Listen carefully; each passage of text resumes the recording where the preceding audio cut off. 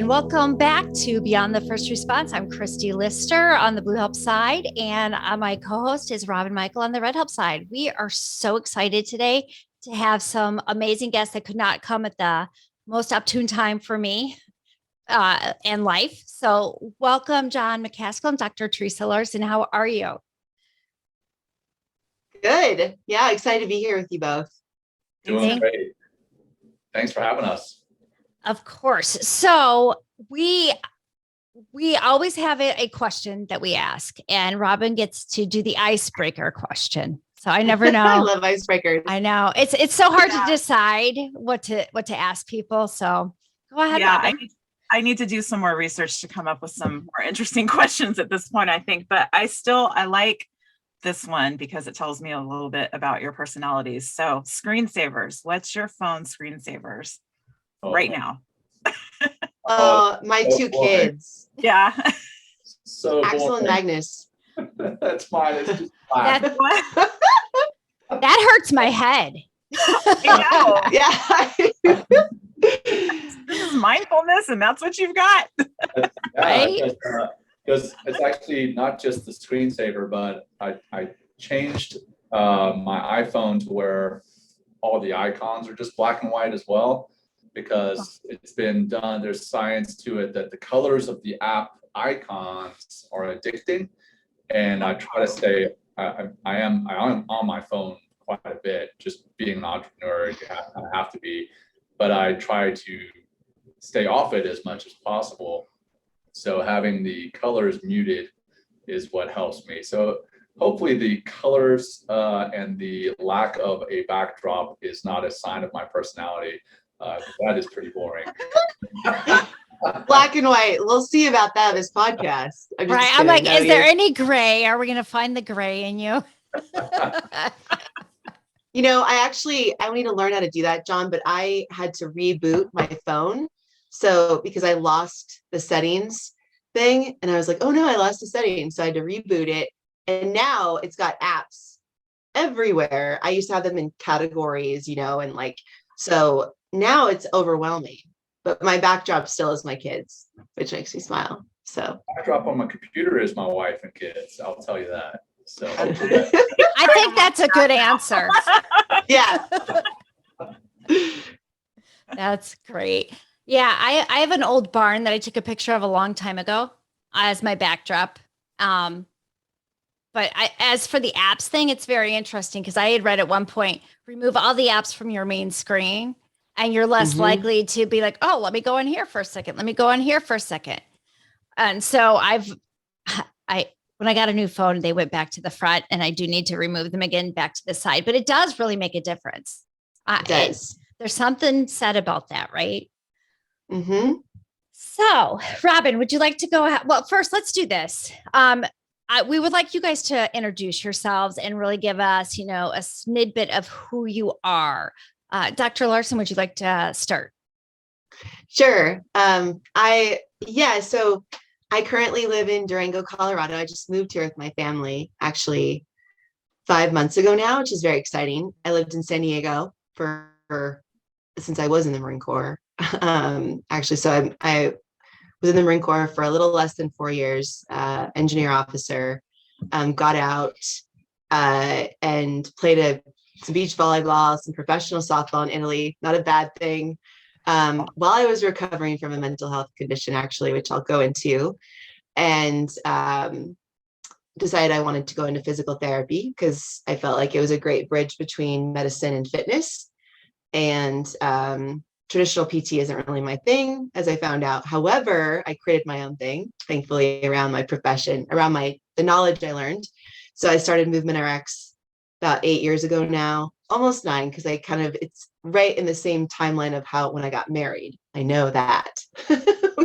We got married and we're like, let's start a business. Let's just really pile it on. So I started a business, brought my husband on board, and we have 2 small children. One's 4 and one's 19 months old, and they keep us very busy, little boys. And I really love being a boy mom and running around with them. I love it. Yeah. I love their energy, and I get to spend a lot of time with them. And that's why, really I say this, but I say this because it's been a thought of mine since I even became a PT, was like, I want to build a life around, let me say this right. I want to build my business around my life, not the other way around. I hope I said that right. I'm still on my first one. I only drink 1 cup of coffee a day, but point is like I didn't want my work to define my life. I wanted the work to fit into my life the way that was meaningful for me, which I decided to start a business, which is a big punch in the gut, many days, but mostly good punches in the gut. But I still am very thankful I get to do it, and do this work. So, because I get to sit here and talk to you all about this. So yeah, that's a little bit about me. I'm very tall too. I'm 6'1", but I am the runt in my family. That's just a little fun fact. Okay. I'm very tall too. I'm 5'3¾". Yes. Shortest one in my house. That's so great. I'm 5'10", so I feel you. Nice. And Okay. just turned 13 on February 1st, and he's already almost 6'1". Wow. So, Oh, that's awesome. yeah, we're a tall family too. So John, how tall are you? I'm 6'2", and I've been 6'2" probably since I was 13 as well, Ron. Yeah, okay. Yeah, I'm told that traditional growth spurt isn't going to happen for him in high school. Because he's probably I didn't get it. I got it early and never had another one. So, yeah. but yeah, I've been, well, that's not entirely true. I was 6'3" for a while, but my spine is compressed and some other things. But yeah, so I'm Jon Macaskill. I'm on the other side of the Rockies in Colorado Springs. As a matter of fact, I am soon after this podcast today, I'm going to be jumping on a small plane and heading over to where Dr. T is and doing some work with her, funny enough, with some first responders tomorrow. Mm-hmm. So this is very timely that we're doing this podcast. So as far as my background, I am a father of three young kids, a soon-to-be 5-year-old little girl, a soon-to-be 3-year-old little boy, and a soon-to-be 9-month-old little girl. So I've got kind of girls and boys, and I see now the difference, and I spend a lot of my time keeping my son alive because I'm constantly trying to jump off of things that he shouldn't even be on top of. That's my life. Yeah, exactly. So I appreciate you guys with little boys. Let's see, my background further back is Navy SEAL, retired Navy SEAL commander. I served for 24 years in the Navy and retired in August of 2020. And now I teach mindfulness and meditation and cognitive fitness and positive mindset so people can live a happier and healthier lifestyle. And Dr. Theresa and I partner together to create what we call the Mindfulness Movement Experience underneath her company, Movement RX.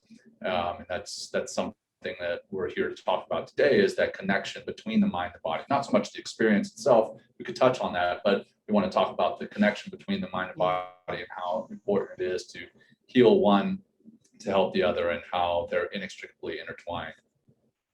They really are. And we were kind of talking about that before you got on, Theresa. So we got a good grasp on how you guys have connected, which is fantastic. Awesome. Robin, do you have any questions for them before we start really delving in? No, thank you for the introduction of you guys. And also my question was going to be, how did you end up partnering together? Like, what path led you to each other? Yeah. Well, John, you want to take that? I think this is a good story. Yeah. It's becoming more and more common these days, but let's see, it was before the pandemic. But I started getting on LinkedIn under the advisement of one of my military mentors, saying, hey, look, when you get out of the military, you're going to want to start networking and finding out what people do and who people are that do kind of what you do. So I started looking on LinkedIn under the hashtag meditation or the hashtag mindfulness, and something that Theresa posted caught my eye under one of those hashtags. And And then I looked at the fact that she was a Marine Corps veteran and the fact that she was talking about mindfulness. I was like, oh, this is pretty interesting. And I think it mentioned something about having been a pro athlete in the past. I was like, well, I'm going to reach out to this young lady and see what she's all about. And she was kind enough to respond to my kind of cold connection request. And we initially just jumped on a phone call, and she told me she had written a book. I read her book, and I was fascinated, and we stayed in touch. And then last year, maybe I guess about a year and a half ago now, Theresa reached out and said, hey, let's do something together. So it started with just a webinar underneath Movement RX, where I did a webinar for Movement RX. And then it advanced from there into a partnered webinar that we started doing with corporate teams that were struggling with the stress of the pandemic. And then that morphed from the webinar into the Mindfulness Movement Experience that we developed together. But we're like siblings. Honestly, we chat all the time, and I helped her move into that place. My wife and I drove across the mountains to the other side of the Rockies and helped them move into that place there in Durango. And it's like our families are best of friends, even though we met. Yeah. So that's the background. Sometimes that's the best way, though. You connect with people via the internet, and you find that you have so much in, similar items that it just makes sense, and you get to know each other, and it's like you've always known each other. That's what it feels like. Yeah. It was nice. It was actually a really kind of confidence building for me too, because I've been so like social media is just not a healthy place in general. There's so much information for people, and however you look at it, right? We all have our own filters, but there's so much information, and I can get overwhelmed very easily.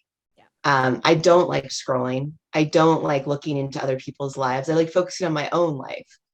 But LinkedIn also, by Mark, one of my business coaches I worked with, was like, you really should lean into LinkedIn, because that is where a lot of the veteran and company leaders that you're wanting to connect with are. And I posted about mindfulness because mindfulness has been such a big part of my health journey. And so when I saw a Navy SEAL named Jon reach out, I was like, damn, okay, that's cool. That because there's, the Navy SEAL is like, Jon, yes, but it's like the top one, less than 1% of human beings that can do that kind of training, right? And I was like, and I have all the respect. To be honest, I told him this, like, if women were allowed to do that training and get into it, when I was in, I may have gone that route, but to be able to connect with a man who does mindfulness and gives a shit about it, excuse my language.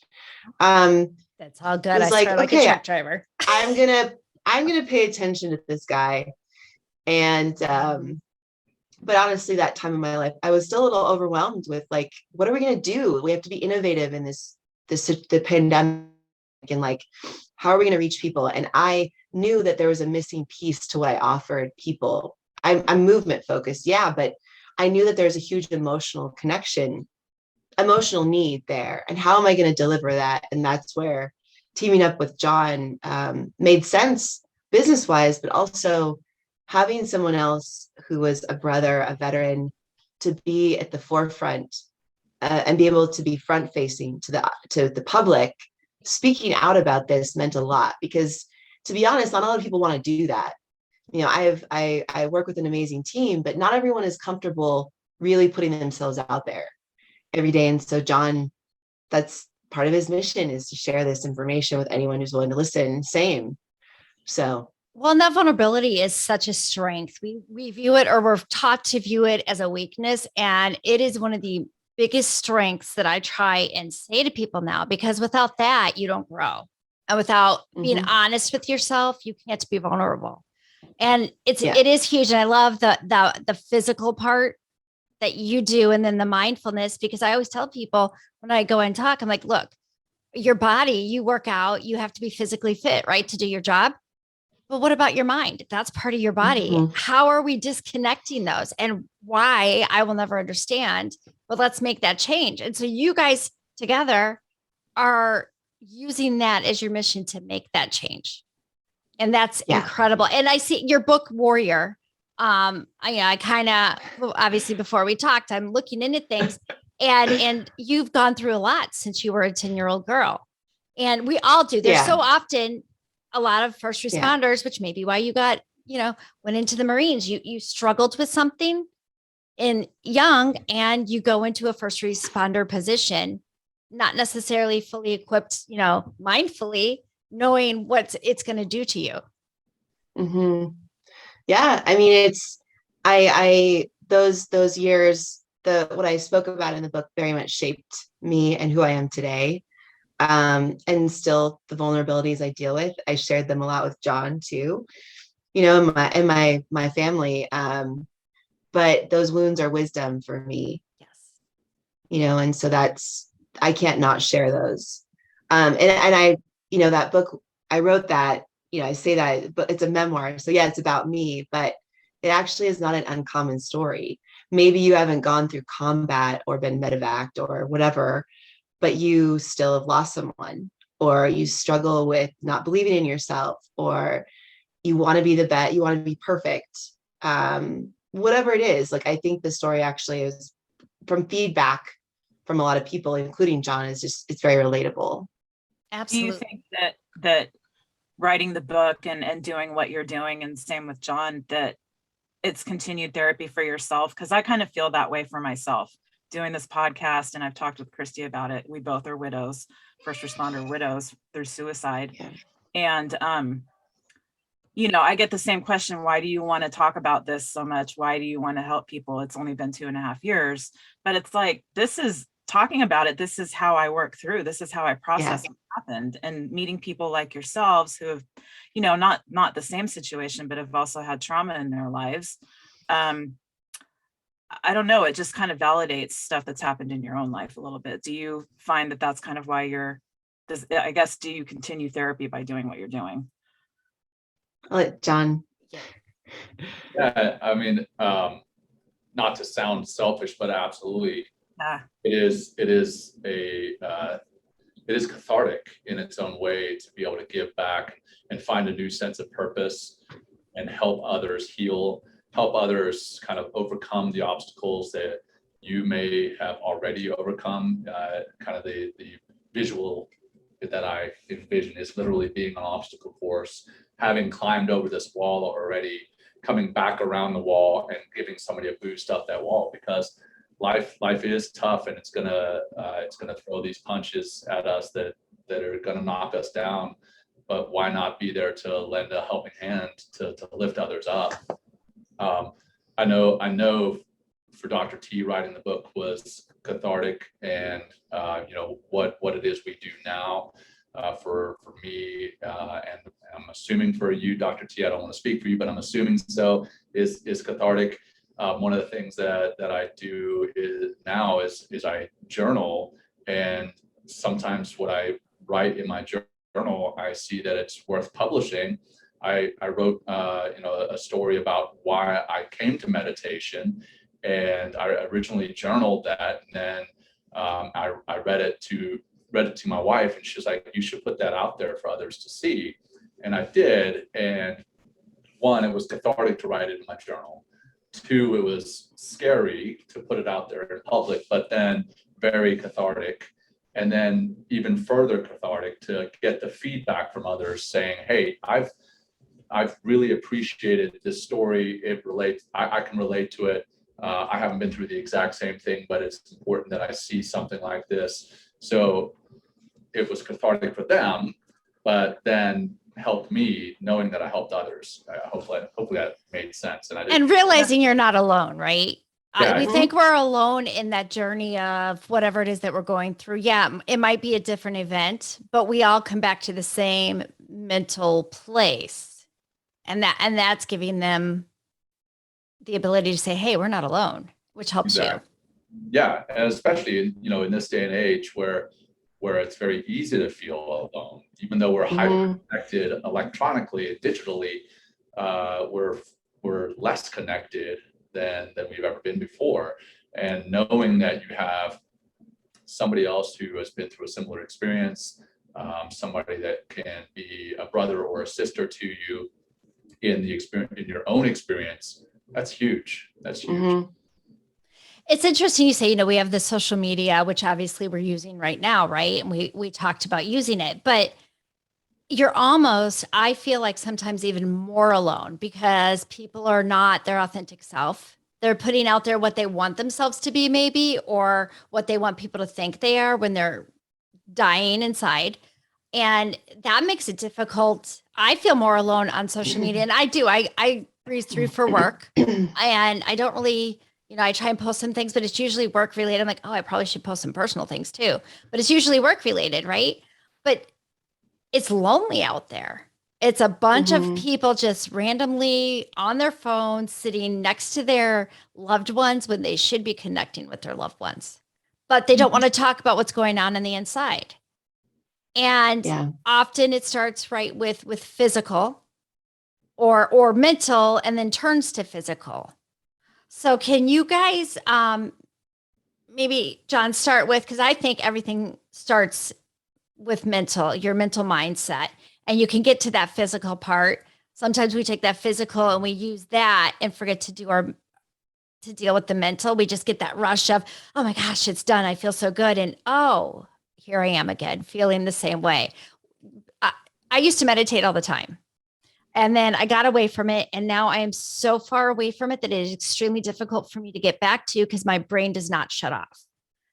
How do you get brains to shut off, especially when you go through traumas and Navy SEAL, military, how first responders in general, how are you able to help them shut that off, even for a moment? I'll change the kind of terminology first off. Is I don't get you to shut your mind off. Your mind's not going to shut off. Your mind is going to wander. Your mind is going to race. Your mind is meant to think thoughts just like your heart is meant to beat beats. I'm not going to get it to shut off, but what I can do is help it to settle down.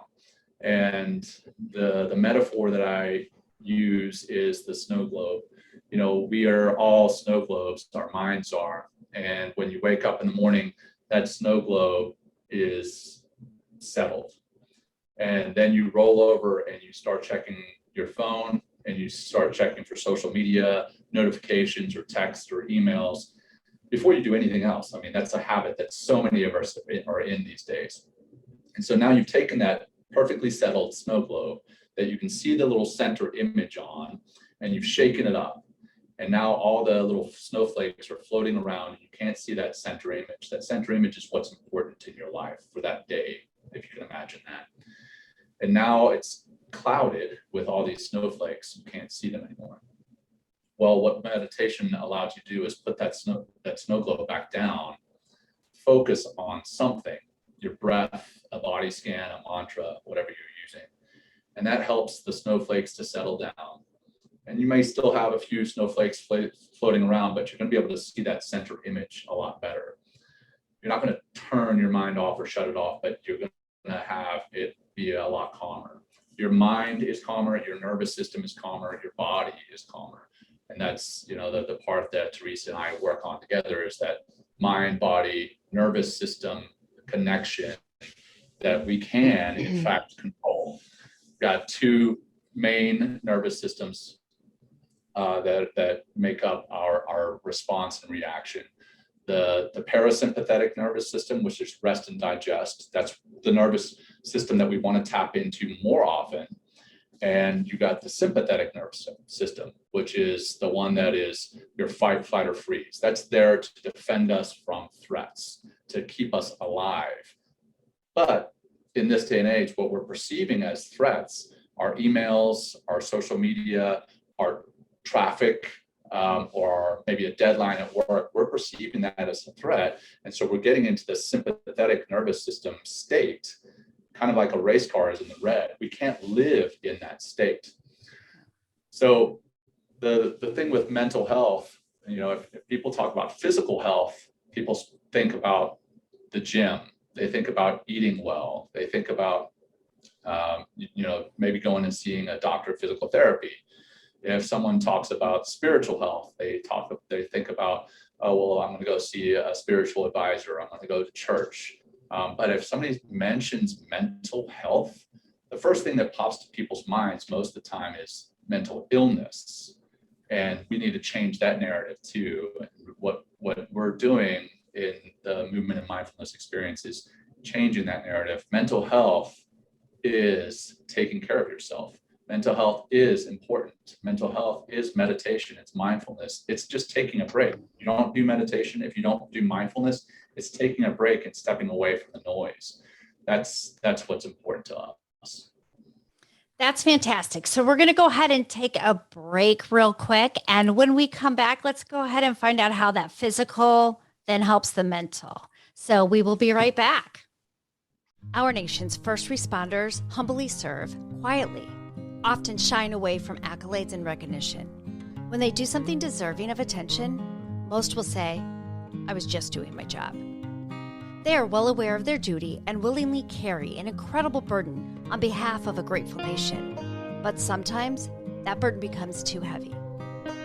Surely you've heard the saying, "It's okay to not be okay." First Help's So What campaign reminds first responders and their families that it's okay to say, So what if I need help? I have a duty to fulfill. My family, my coworkers, and my community are counting on me to be ready to serve. I can't do this alone. I need to talk to someone. Please join First Help as we challenge the mental health stigma with the phrase, "So what?" We want to remind our nation's first responders that it's okay to not be okay, but it doesn't have to stay that way. Welcome back. We all had a little break, grab some water, and we're ready to roll. So, Dr. T, how does the physical part that you do help with the mindful part that Jon does? Well, so that what's attracted to me to the physical part of emotional mental health is, well, they go hand in hand, but when you settle your mind, how to settle the mind, and the snow globe and all the, like, you think of it almost like all the sensations, right? The sight, sound, taste, like all those sensations you center. If you can bring your focus to the tactile sensation, to be very simple about it. The tactile sensation is, for example, everyone listening can just think about how you're sitting right now, what your posture is like. How does your neck feel? What are your feet doing? Right? Like kind of really tapping, making your mind, moving your attention essentially to what it feels like in the space it's in. That's called grounding. And that's actually a lot of what mindfulness, the specific practice of, there's a lot of different meditation types out there, but mindfulness meditation specifically is around, right, moving your attention to a sensation, most commonly the tactile sensation. So it gives your mind, that monkey mind, a freedom from what's going on to focusing on, okay, let's, like even right now, everyone listening, just think about when you take a breath in, what is your belly and chest doing? Are you just breathing up here, or do you actually feel the belly fill up? Do you feel the diaphragm drop when you breathe in, right? The diaphragm is, you just kind of like dig your fingers underneath that rib cage of yours, go ahead and try it. It doesn't feel so great, but take a breath in and you'll feel that the diaphragm like pop into your fingers, right? So in a nutshell, like that's a very physical thing. Like when you be mindful and you bring your attention to, or you practice mindfulness meditation and you bring your attention to the tactile sensation, you are now in the physical body itself, like actually paying attention to the physical, your physiology. So the really amazing benefit and I think the thing that helped me buy off, make me want to pay more attention to meditation, because I am a physical person, was just this, okay, I can slow down my mind. I can stop the spiraling. I can create a pattern interrupt to what's going on. Because honestly, being alone with my thoughts and meditating seemed very scary to me early on. Like, I don't want to be alone with those thoughts. Like, I don't have great thoughts. Yeah, I feel on that. Yeah, so it's not a fun place to be for a lot of people. That's why it's so easy to do avoidance behaviors like drink, eating, whatever it is, right? Scroll on social media. The social media addiction is real. So the point is like that me knowing that there's power in, okay, I have a trigger up here, a memory or a thought or whatever, I can immediately ground myself and take my attention away from that to, I can move my attention to where I am in space, like where my feet are, and be there for a period of time. And yeah, it's hard, especially when this isn't an easy practice. Like going to the gym and doing bicep curls is way easier. But, just being with yourself and bringing your attention back to like, okay, how am I breathing? How am I feeling in this moment? And like practicing for moments, being that tactile sensation is really powerful. And what that does over time is when you practice that day in and day out, no matter how you're feeling, right? Instead of only taking the medicine or meditation when you feel like it, but doing it daily, right? It creates this compound interest. Right? You start to now feel more calm and grounded each day. And you realize that if you have a triggering moment, that you have a practice to go to move your attention elsewhere, it doesn't mean that trigger is not there anymore, but it's going to be less important in your mind. It's going to be like, oh, okay, that's not so imminent, right? It's not so imminent anymore. It's still there, but it's not like I have to do something about it right now, right? Especially when it comes to thoughts of hurting yourself, which I've had, right? It's like, okay, I can take that attention and move it elsewhere. And now those thoughts, now I have a little more perspective on my life from taking that time. But it is something that's really important that you do consistently versus just when you feel like it, like when things are really bad. And I think that's the point, is like working to be proactive in our life about this, doing this maintenance will help our longevity mentally and physically. Now, adding a layer to that. So when Jon and I, speak on mental and physical wellness, that mindfulness piece is the base layer, right? It kind of also helps you understand your purpose in life. Like when you slow down and pay attention, you kind of start to learn what your purpose is, whether you were a service member and now transitioned, or why are you a first responder? What gets you up to do that work? And then the next layer up from that is now we add the movement, actual movement to that. So once you're more aware of your body, your posture, maybe you're like, wow, I'm actually really hunched over my computer all day. Maybe I need to do something about my posture. Now you are more aware and you do something about your posture. Or you're like, oh, when I go to the gym, because I actually used to present for CrossFit and teach on the movement and mobility course, like people just wanted to go faster, harder, stronger, right? And it's like, well, actually the thing you need is to go a little slower. So taking on that Navy SEAL mindset, even of like slow is smooth, smooth is fast, like let's actually slow you down and have you pay attention to where in your movement you feel the dysfunction is, versus just trying to go faster. And how do I get back to going faster and lifting heavier? It's like, let's actually practice being more mindful of your movement. Turn down the music, focus on what you feel in your body versus just, paying attention to what your friend is doing and trying to keep up with your friend. So again, like when I move in ways that I know my body needs. I'm intuitive enough now to know, I actually want a squat day today, or I've been sitting a lot, I want to do some squats, or I'm going to do some push-ups or pull-ups, or work on the back side of my body versus the front side. Like I do that with my training. Obviously there's people who program stuff like that for you out there, but the point is when you practice mindfulness, you're more aware of what you need in your body. And slowing down is actually way more helpful for you to improve your performance than trying to go faster. Well, that probably goes back to the social media thing and the times that we're living in now. It's instant gratification for people. And the thing that I mean, for me, and Christy and I have talked about this, that taking care of mental health is hard work. You know, Yeah. people have no problem putting on their gym clothes and going to the gym and, like you said, doing bicep curls, because you see results in a couple of weeks, and you may, you know, have a burst of energy and all that. But like you said, it's a compounding effect when you schedule mindfulness into your day. Mhm. And it's not something that you see. It's just, you have to be aware enough of it to feel it and Yeah. realize that, oh, this thing that I was doing, this mindfulness practice that I now have, is actually making me feel better. So you're teaching me something right now. I just Yeah. all of that. I'm like, oh, that's how all Well, that works.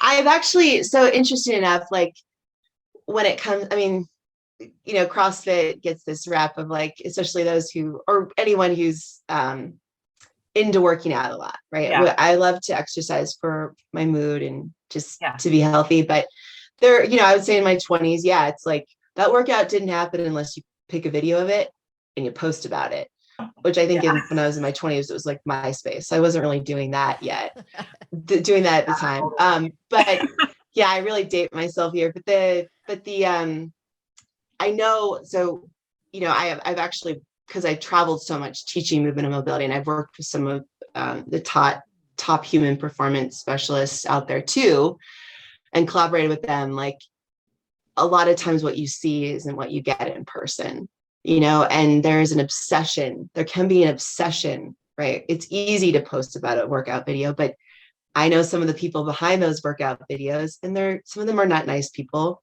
Some of them are nice people, but some of them are obsessed. Like if they didn't get a workout in and they injured themselves, it is the end of the world.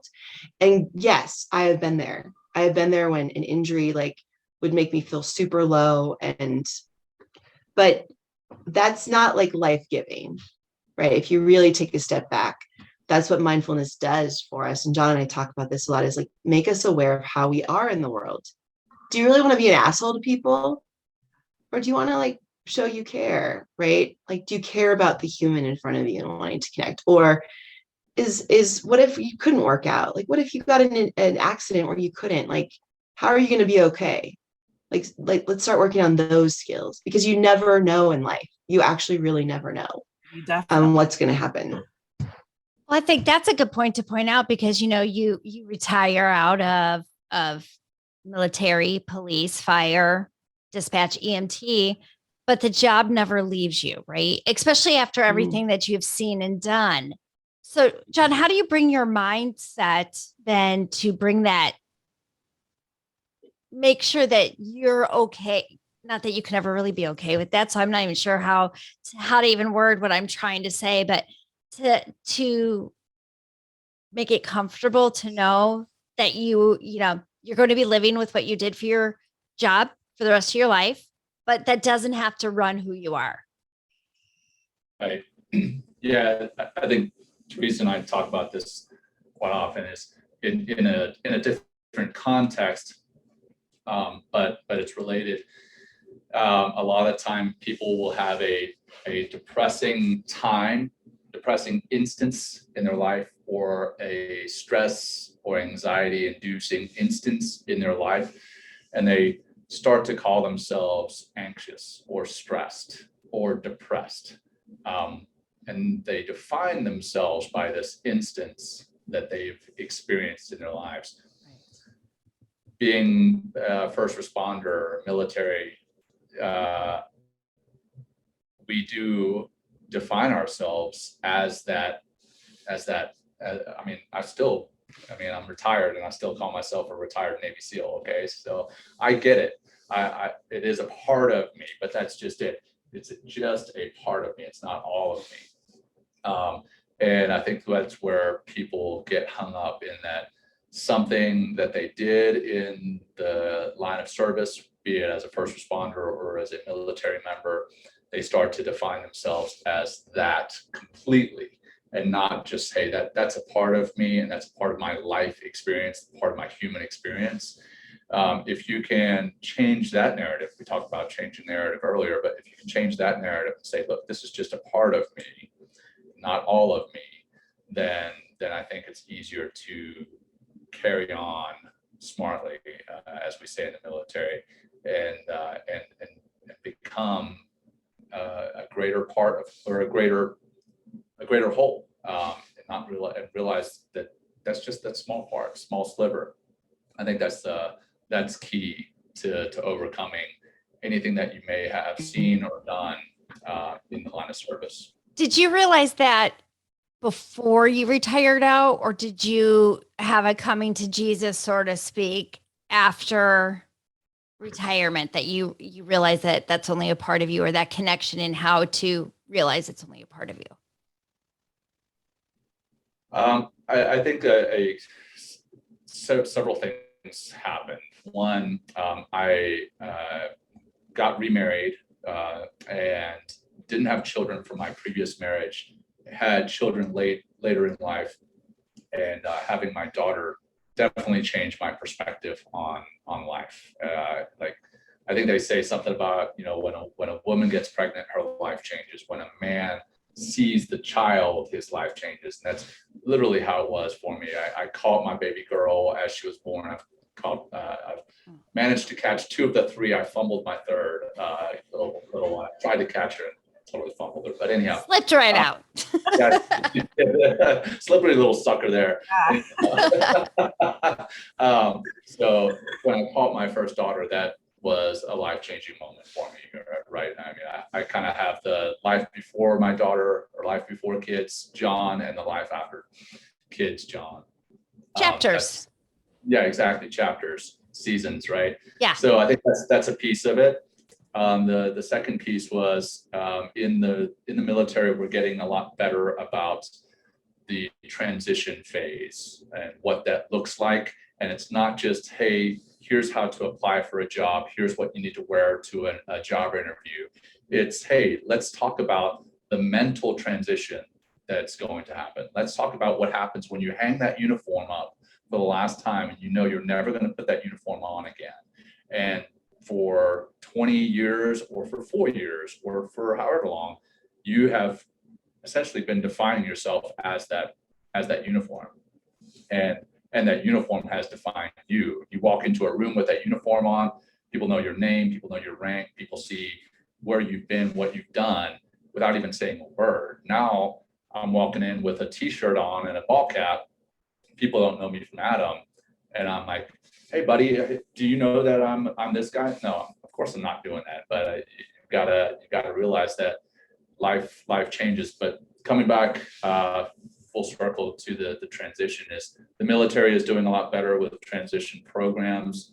The Commit Foundation is out there, the Honor Foundation for your military listeners. And I'm hoping that there are programs out there for first responders that are similar, because that is a transition. It's like it's kind of like you're a chameleon shedding skin and becoming a different version of yourself.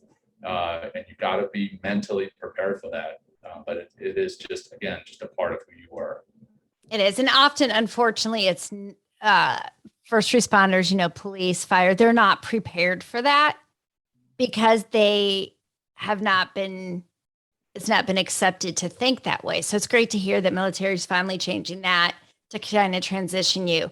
And if you're not in a good place, these are the retired officers that end up, or firemen, dispatchers that end up dying by suicide because they're now sitting silently with their thoughts. So kind of like you said, Dr. T, that you go and you work out, but you don't want to sit with your thoughts.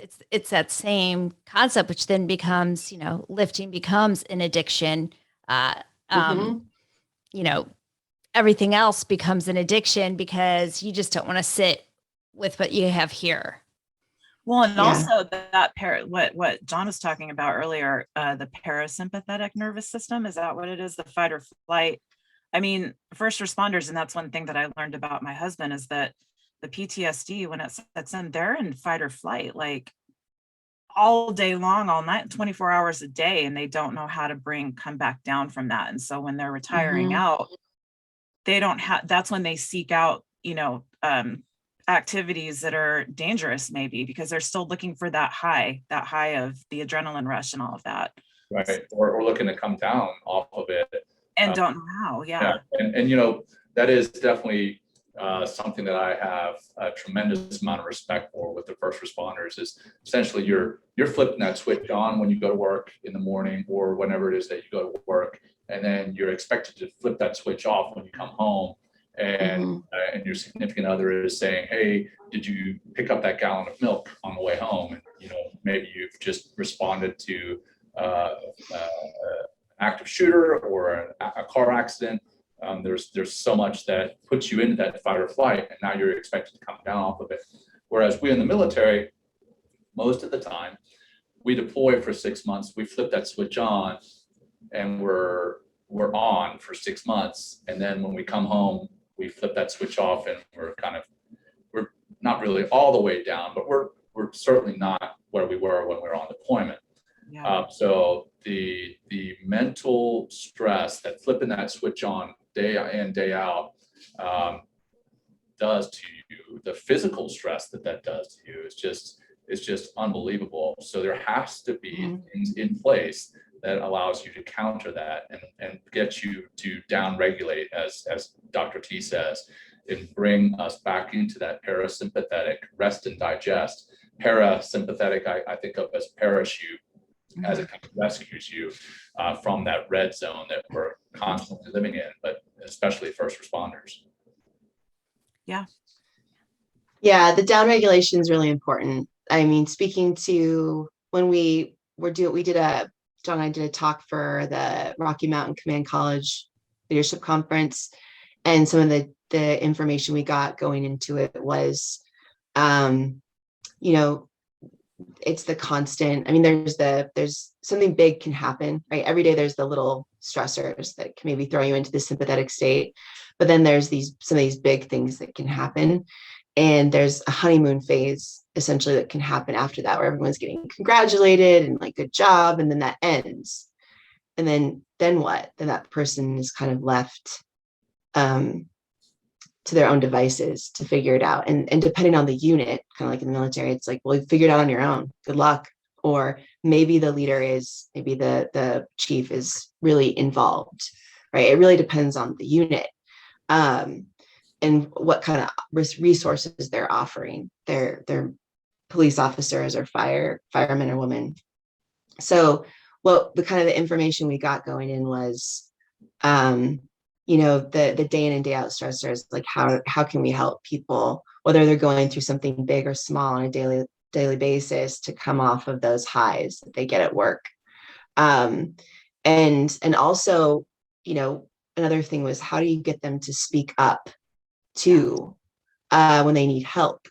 Because they actually, one of the presentations that was given at this command college was about a suicide of one of the police officers, who's a Marine, who was starting to kind of spiral down and having issues, and everyone was talking about him, but not to him. Yeah. And so that's another part of this work is, and even in the work John and I do with civilians and service members or first responders, is like, throw away the considerations of what people think. And it's hard. It's not like an easy thing, but you gotta speak up and ask for help, because this is your life, right? Your life is so much more than what you do. And I mean, my father was someone who in my young life reminded me of that. I was like, I can't let go. I can't be away from my Marines. Like, they need me. Like, I'm their platoon commander. Like, there's a number of other lieutenants that could have done my job. Maybe not the same way as Theresa, but they can still do my job. And I matter. He had to remind me of that. Like, I matter to people. People love me. And I think getting people to acknowledge that is really important. And that was really helpful going into that talk, and even speaking to the local fire chief here and police chief. It's the same thing, right? How can you help my men and women who are going through these stressors on a daily basis, who have a hard time asking for help because they don't want to be seen as weak, right? Or whatever. Like, that's really what this work is about, is tapping into the human piece of you. Who you are is so much more than what you do. And thankfully the chiefs here are very open to talk about it. and even the FBI, like the FBI training officer and some of the people they brought from the FBI Academy were talking about mindfulness and asking for help. But everybody coming in for this conference was from different precincts, if you will, and their leadership was all different. So some of them, it was completely mind blowing. For some people, it's like, oh, okay, yeah, that's really accepted where we are. But still, even if it's accepted, do you as an individual accept that? Well, that goes back to stigma, too, that I read somebody, again, Facebook, but somebody made a really great comment.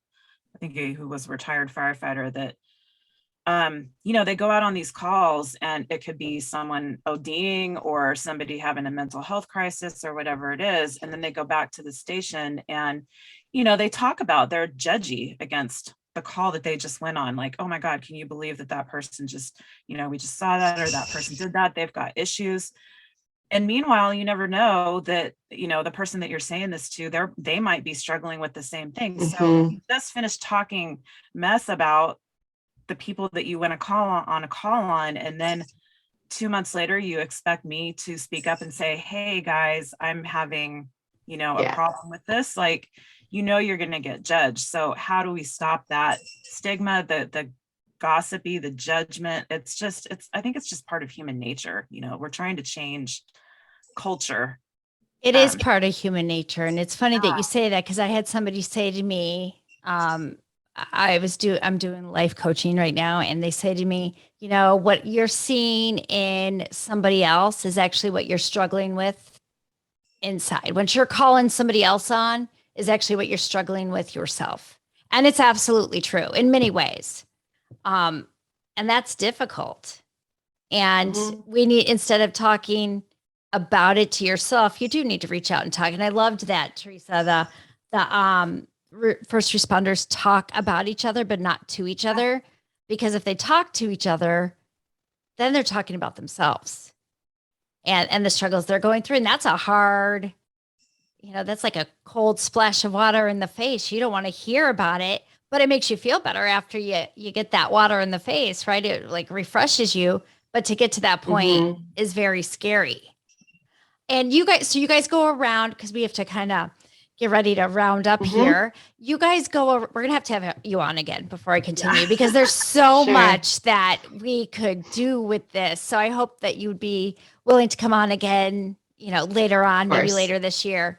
But what is it, you guys go around and you do your conferences? Do you go into, and I know you went to that first responder conference, but what is it? Do you start with the mind part? Do you start with the body part? Or do you just marry them together right away? Because they are one. In my mind, they're all one. We marry them right away. I mean, when Jon and I present, so most of the stuff that we've done for first responders have been 4-hour workshops so far, depending on the ask, but usually it's, they're trying to create this experience for the first responder. That's not just like a quick one and done. It's this workshop, and then a lot of them do our experience afterwards, which is the 21 days to kind of start to really like create the habit out of what we taught. But so right away, we do share the connection between mind and body.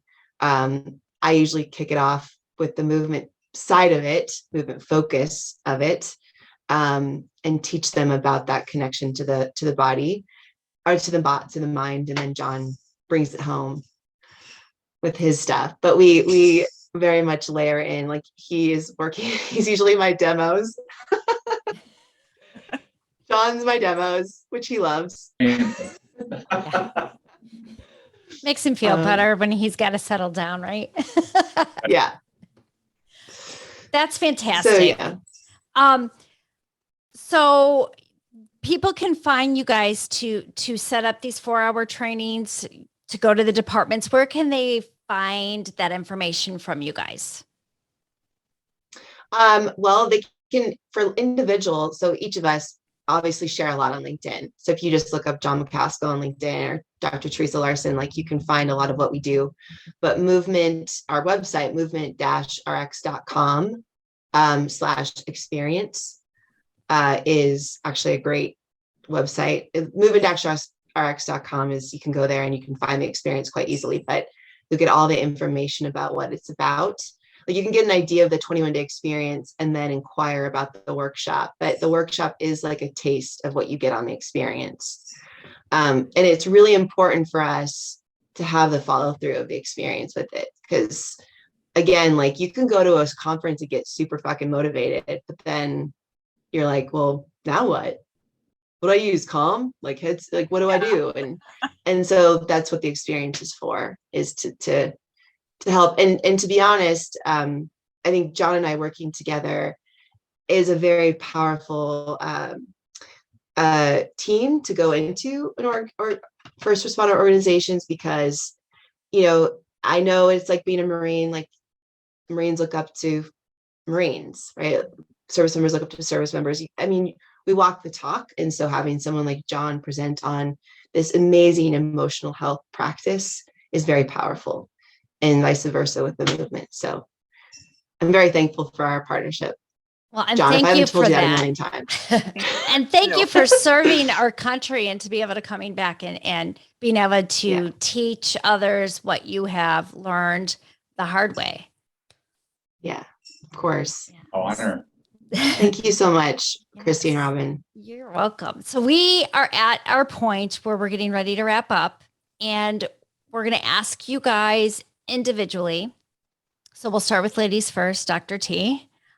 What is something that you can give us to achieve, help us understand or work on to achieve to be better by Friday? Okay, well, I can give you something to achieve to get better right now to include by Friday. So every 25 minutes, whether you sit in a car or whatever, during your day, get up and move around. Do some squats, sit up against the wall, right? Whatever, do some push-ups, but every 25 minutes move. Our bodies are designed to move, and we're just too sedentary. Even in the first responder community, right? Like get up and move often and you will feel better. It's great for the mind, it's great for the body. And if you want a little movement tip, why don't you just do some squats to your chair? There's nothing like improving glute strength, right? Getting some power in that backside that will improve your low back health, get your mind, you know, feeling refreshed. Nobody wants laminated butt. Everyone wants a stronger butt. I don't care who you are. So do that. Not my flat and fat.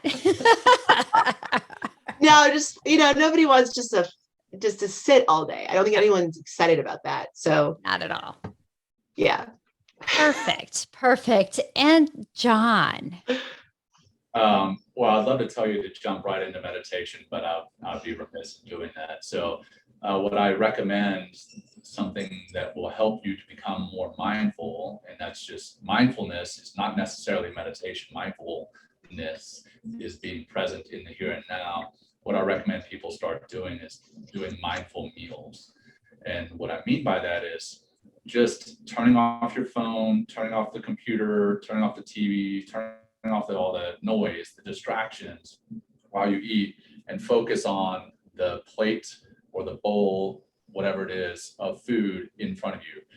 Focus on the colors, focus on the shapes, focus on the smells, all the sensations that come into play in eating a meal, and pay attention to that. And then pay attention to the emotional sensation that comes into play in eating. And as you do that, you become more mindful of that meal, then you become more mindful in everything else that you do. And if you do that for 3 meals a day between now and Friday, you're going to be better. You're going to be more mindful by Friday. That's what I would recommend, mindful meals. I was writing this down as you guys were talking. Those are two beautiful things. I can do those. Yeah, that I can do. Sitting, Yeah.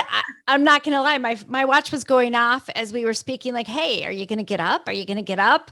And my boss, who actually also called me twice during this, I'm like, I said I would call you back. It's, you know, he's like, you can't sit still. I'm like, I don't want to sit still. That's the thing. So, Robin, do you have anything else before we wrap up? No, I just want to say thank you so much. This is definitely, we do need to have you on again, and I'll probably be your new friends. I'm going to find you on social media. Find us. We're going to LinkedIn. stalk you is what she really means. Yeah. It's okay. Thank you for taking time out, and course. to Mr. Skeleton behind you. He's Yes. you know, Yeah. leaning in going, yeah, look at me. So He's doing the gangster lean. that's right, he is. I- If his hat was a little crooked, I'd be like, hey. This is half of his body right here. It Let's fell see. off because he's kind of old. So It's I've got okay. Yeah. I'm sure your kids love Anyway. playing with that. Oh yeah. Yeah.